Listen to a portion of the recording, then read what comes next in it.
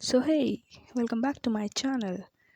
Today we will going to listen how was the process of the RBI Gilt account. So RBI Gilt account खोलने के लिए क्या क्या procedure है और क्या क्या लगेंगे. So इसके लिए सबसे पहले आपको RBI के वेबसाइट पे जाना पड़ेगा. गूगल पे डालिए RBI Gilt account. उसके बाद आप उसमें FAQ डालिए, फिर सर्च मारिए. उसके बाद ऐसे कोई लिंक दिखती है आपको, उस पर क्लिक कीजिए. क्लिक करने के बाद एक लोड होगा पेज. उस पर पूछेगा आपको कि आपका मेल आईडी, मोबाइल नंबर और लॉगिन नेम डालिए और पासवर्ड. बट अभी तो आपने अकाउंट ही नहीं खोला है. सो पहले हम करेंगे रजिस्टर यो. सो उसके पहले तो हम तो न्यू इन्वेस्टर है, राइट. सो हम जाएंगे रजिस्टर यो में. उस पर क्लिक कीजिए और एक एप्लीकेशन आएगा जो आपको सबमिट करनी होगी. मीन्स अगर आपको भी पता है कि अगर आपको सिक्योरिटीज़ में इन्वेस्ट करना चाहते हो, गवर्नमेंट के जो भी बहुत सारे आ रहे हैं, कुछ 10 साल के, 5 साल के, 4 साल के, इसमें कोई रेट रेट डिसाइडेड है जिसमें आपको पता ही होगा कूपन रेट ऑफ इंटरेस्ट मिलता है. सो उसी के लिए आज हम कर रहे हैं ये एप्लीकेशन. तब इसमें पूछेगा अकाउंट टाइप. सो इसमें पूछा सिंगल अकाउंट या जॉइंट अकाउंट. तो मैं तो सिंगल अकाउंट खोल रही हूँ. आप जॉइंट अकाउंट भी खोल सकते हो. आपको इसमें क्या क्या डालना है, आपको full name, PAN number, email ID, mobile. As you know कि क्या क्या KYC मुझे लगता है वही चीज़ है. फिर date of birth, login name आपको खुद से क्रिएट करना है, जो भी आप चाहते हैं यूनिक लॉगिन नेम वो डालिए. फिर उसमें आप अग्री कीजिए. टिक करने के बाद आपको इसको सबमिट करना है. फिर ये बोलेगा इनिशिएट KYC प्रोसेस. एक अलग सा विंडो खुल जाएगी और ये बताएगा योर एप्लीकेशन रिक्वेस्ट, ये सीरियल नंबर है, has been submitted. As a next step kindly initiate KYC verification process using the option provided below. So initiate KYC process में पूछ रहा है कि आपको रजिस्ट्रेशन करना पड़ेगा. रजिस्ट्रेशन के बाद ये जो नीचे आपको दिख रहे हैं ना, छोटे छोटे नन्हे नन्हे गोल गोल गोल गोल गोल, वो प्रोसेस, वो स्टेप्स बताए हैं. उसके बाद KYC अप्रूव्ड हो जाएगी. आपको कहीं जाने की ज़रूरत नहीं है, ये ऑनलाइन है पूरा. अब इसमें बता रहे कि KYC करो, फिर personal tax, address details, documentation upload, bank account verification, nomination, वो सब पूछ रहा है इसमें.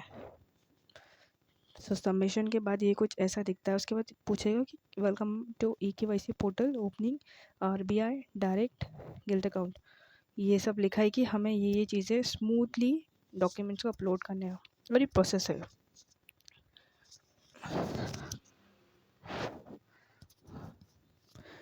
अब आपको ध्यान से पढ़ना है, फिर इसे अपलोड करना है.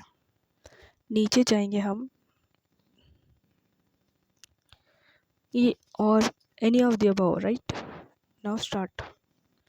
हम स्टार्ट पे क्लिक करेंगे.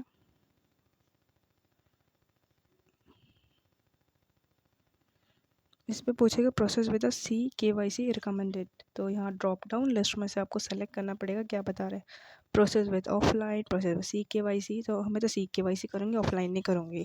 ऑफलाइन में बड़ा झंझट है, सो इट इज़ बेटर कि हम ऑनलाइन ही करें. फिर इसमें आपका पैन आएगा. पैन में आप सर्च करिए डिटेल, उसमें ऑटोमेटिकली नंबर आ जाएगा. ऑथेंटिकेशन टाइप आपको सेलेक्ट कर लेना है. फिर उसमें आपके डिटेल्स आएंगे, लाइक जैसे पैन, आधार, वो ऑटोमेटिकली फेच कर लेगा डिटेल्स. इसमें personal information, image details, identity details, related person details submit करना है. ये आप चेक भी कर सकते हो कि जैसे ये प्लस दिख रहा है ना, उस पर प्लस पे क्लिक करके आप डिटेल में दिख सकते हो. मैंने तो सबमिट कर लिया था चेक करके पहले. फिर आपको एडिशनल पर्सनल डिटेल्स करना डालना है कि आपके ऑक्यूपेशन टाइप क्या है, आपकी सर्विस हो, private sector, public sector, government sector, जो भी है आप सेलेक्ट कीजिए. फिर इसमें आपको एजुकेशनल क्वालिफिकेशन आप क्या हो वो डालना है. फिर income level below 10 lakh, 25 lakhs, फिर अबाउट 25 लैक्स, वो आप ड्रॉप डाउन में से सिलेक्ट कर सकते हो. इतने 3 ऑप्शन आते हैं बस.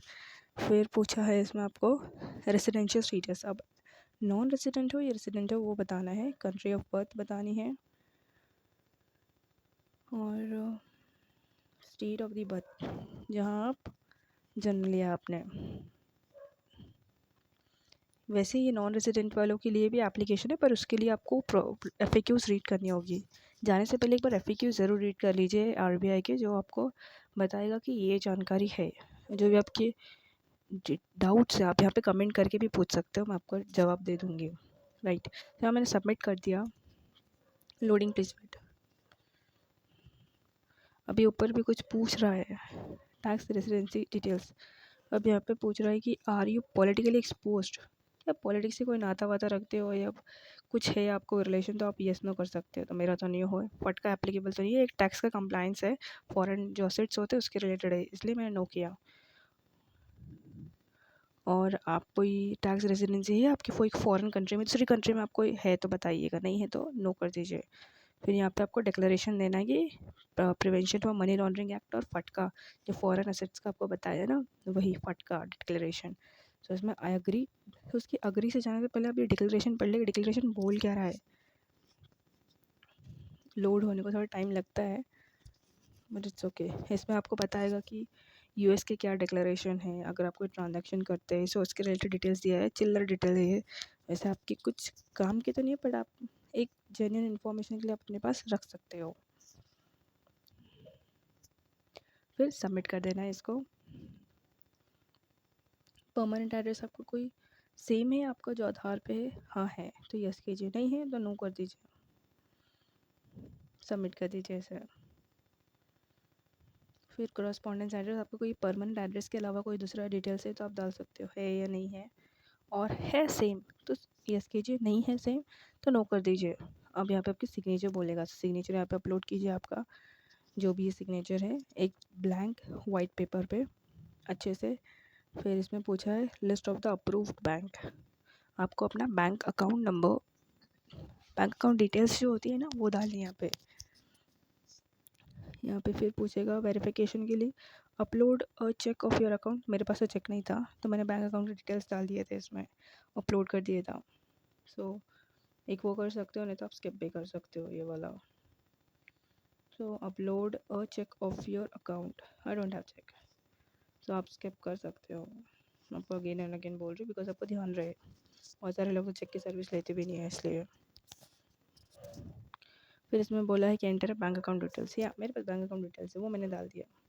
फिर इसमें पूछेगा ट्रांसफ़र अमाउंट, तो इसमें कोई अमाउंट आती है, 1 रुपये आती है, 1 रुपये 10 पैसे, 1 रुपये 50 पैसे, ऐसे कुछ XYZ अमाउंट आती है, वो डालने का उसमें।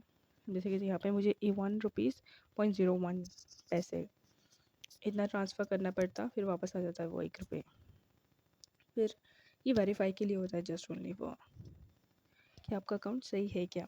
फिर यहाँ पे नॉमिनी डिटेल्स आपको डालनी है, आपकी कौन, आप जिसको नॉमिनेट करेंगे उसके बारे में डिटेल्स आपकी डालना है, वेदर अ माइनर और whether not a minor at all. So जैसे कि मैं यहाँ पे मैसेज कर रही हूँ, फिर पूरा नॉमिनेशन के बाद ऐसा बताता है, एप्लीकेशन समरी बताता, आप चेक कर सकते हो रिव्यूज़ के पास क्लिक करके कि मेरा डिटेल्स सही है क्या। कुछ आपको अगर लगता है कि कुछ गलती हुई है तो आप जा सकते हो, उसको एडिटिंग अलाउड है।